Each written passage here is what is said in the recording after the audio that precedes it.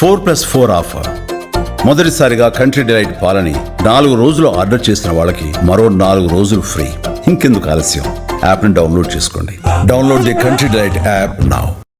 రేవంత్ రెడ్డిని నియంత్రించేందుకే తెలంగాణ ఇన్ఛార్జిగా మీనాక్షి నటరాజన్ను నియమించారు అనేది రేవంత్ వ్యతిరేకులు చేస్తోన్న విమర్శ సార్. ఇందులో ఏదైనా నిజముందా సార్? ఏ విమర్శకైనా ఒక ప్రాతిపదిక ఉండాలి కదా. కాంగ్రెస్ ఇన్ఛార్జీలు చాలా సందర్భాల్లో మారుతూ ఉంటారు. మణిక్కన్ ఠాకూర్ పోయినప్పుడు అలాగే అన్నారు. దీపాదాస్ మున్షి వచ్చారు, హైకమాండ్ కంట్రోల్ చేశారు. మళ్ళీ దీపాదాస్ ముందు మీనాక్షి నటరాజన్ వచ్చారు. ఆమె కానీ కాంగ్రెస్ హైకమాండ్ కానీ చెప్పిందా రేవంత్ రెడ్డిని ఇబ్బంది పెట్టడానికి పంపుతారా? పీసీసీ గతంలో కనీసం పీసీసీ ప్రెసిడెంట్ అయినా ముఖ్యమంత్రిని చెక్ పెట్టే వ్యక్తికి ఇచ్చేవాళ్ళు. మీకు రాజశేఖర రెడ్డి ముఖ్యమంత్రి ఉన్న సమయంలో 2 సార్లు డి శ్రీనివాస్ మీకు పీసీసీ ప్రెసిడెంట్ చేశారు.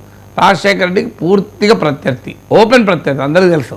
ఆయన క్యాబినెట్లో మంత్రిగా ఉన్నప్పుడు కూడా మీరు పర్సనల్గా మాట్లాడితే రాజశేఖర రెడ్డి పట్ల తన వ్యతిరేకత ఓపెన్గానే చెప్పుండేది. అలాంటి డి శ్రీనివాసం పీసీసీ ప్రెసిడెంట్ చేశారు. కాంగ్రెస్ హైకమాండ్ పీసీసీ ప్రెసిడెంట్ ముఖ్యమంత్రి పైన చెక్గా వాడేవాళ్ళు, కౌంటర్ బ్యాలెన్స్ చెక్ కాకపోయినా. కానీ ఇప్పుడు మనం చూసాం కదా, మహేష్ కుమార్ గౌడ్ని ఎందుకు చేశారు పీసీసీ ప్రెసిడెంట్గా? రేవంత్ రెడ్డికి ఇబ్బంది కలగకుండా సెలక్షన్ చేశారా లేదా? లేకుండా మధు యాష్కి గౌడ్ అయ్యేవాడు కదా, మహేష్ కుమార్ గౌడ్ ఎందుకు అయ్యాడు? అందువల్ల ముఖ్యమంత్రిని ఇబ్బంది పెట్టే స్థితిలో ఇలా కాంగ్రెస్ హైకమాండ్ లేదు. మనకు అర్థం కావాల్సింది, రాజశేఖర రెడ్డి ముఖ్యమంత్రిగా ఉన్న రోజుల్లో దేశంలో కాంగ్రెస్ అధికారంలో ఉంది, అనేక రాష్ట్రాల్లో కాంగ్రెస్ అధికారంలో ఉంది. ఈ రోజున్న పరిస్థితి ఏంటి? కర్ణాటక, హిమాచల్ ప్రదేశ్, తెలంగాణ ఉన్నాయే 3 రాష్ట్రాలు. అందులో కర్ణాటకలో సిద్ధరామయ్య వర్సెస్ శివకుమార్ ఫైట్ పీకల్ దాకా నడుస్తోంది. హిమాచల్ ప్రదేశ్లో సుఖేందర్ సింగ్ సుక్కు వర్సెస్ ప్రతిభా సింగ్ ఫ్యామిలీ నడుస్తోంది. ఇలాంటి టైంలో తెలంగాణలో మళ్ళీ కొరితో తలగొక్కుంటుంది హైకమాండ్. ఇప్పుడు రేవంత్ రెడ్డిని అన్సెటిల్ చేస్తే పోనీ ఏ నాయకుడు వచ్చి కాంగ్రెస్ పార్టీని యునైటెడ్గా 5 ఏళ్ల వరకు ముఖ్యమంత్రిగా నడిపించగలుగుతాడు? ఎవరైనా వేరే నాయకుడు ఆ కాన్ఫిడెన్స్ ఇవ్వగలుగుతాడా? సో ఈ రేవంత్ రెడ్డిని వీళ్ళు వ్యతిరేకిస్తే వాళ్ళని రేవంత్ రెడ్డి వర్గం వ్యతిరేకిస్తుంది. తెలిసిందే కదా. ఇప్పుడు రేవంత్ రెడ్డి మార్చును ఇంకోరికి ఇచ్చారనుకోండి, మెజారిటీ ఎమ్మెల్యేల మద్దతు ఉంటుందా? సో అందువల్ల కొరితో తలగొక్కును ఉన్న పరిస్థితి స్టేటస్ కో మెయింటైన్ చేసుకోవడం సుఖమవుతుంది తప్ప దాంట్లో అన్సెటిల్ చేసి కొరితో తలగొక్కునే పని హైకమాండ్ చేస్తుందా అనేది క్వశ్చన్ మార్క్. హైకమాండ్కి ఇవాళ చీఫ్ మినిస్టర్లను అన్సెటిల్ చేసే రీతిలో నియామకాలు చేసేటువంటి పరిస్థితిలో హైకమాండ్ ఉందా?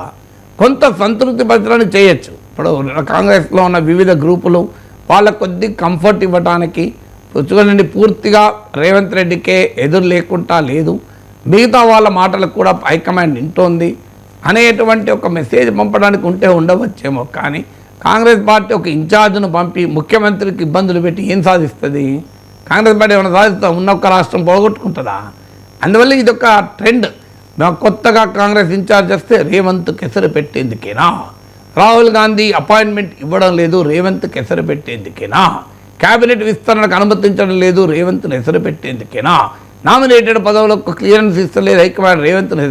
వీటిని వినబట్టి రేవంత్ రెడ్డి ముఖ్యమంత్రి కానప్పటి నుంచి తింటాను. ఇది అసలు పీసీసీ ప్రెసిడెంట్ అయినప్పటి నుంచి తింటాను. కానీ ఆయన అలాగే పీసీసీ ప్రెసిడెంట్ అయ్యాడు, ముఖ్యమంత్రి అయ్యాడు, ముచ్చటగా 1 ఇయర్ కూడా అయిపోయింది. ఎక్కడ దాదాపు 1.5 ఇయర్ దగ్గరికి వస్తుంది. సో ఆ ట్రెండే కనబడతలేదు. కాంగ్రెస్లో ఏ నిమిషానికి ఏమి జరుగుతుందో తెలియదు. ఆ వేదాంతం ఎప్పుడూ ఉండాలి కాంగ్రెస్ పార్టీ విషయంలో. ఏ నిమిషానికి ఏమి జరుగునో అని పాట ఉంది కదా, అది కాంగ్రెస్ విషయంలో గ్యారంటీగా పాడుకోవాలి. కానీ ఇప్పటికిప్పుడు మీనాక్షి నటరాజన్ నియామకం రేవంత్ అన్సెటిల్ చేసడానికి అంటే అది అంగీకరించలేము. ఎందుకంటే అన్సెటిల్ చేసి ఏం చేస్తారు? ఇప్పుడు తమకున్న 3 ప్రభుత్వాలు ఒక ప్రభుత్వాన్ని దెబ్బ తీసుకునే పని హైకమాండ్ చేస్తుందా?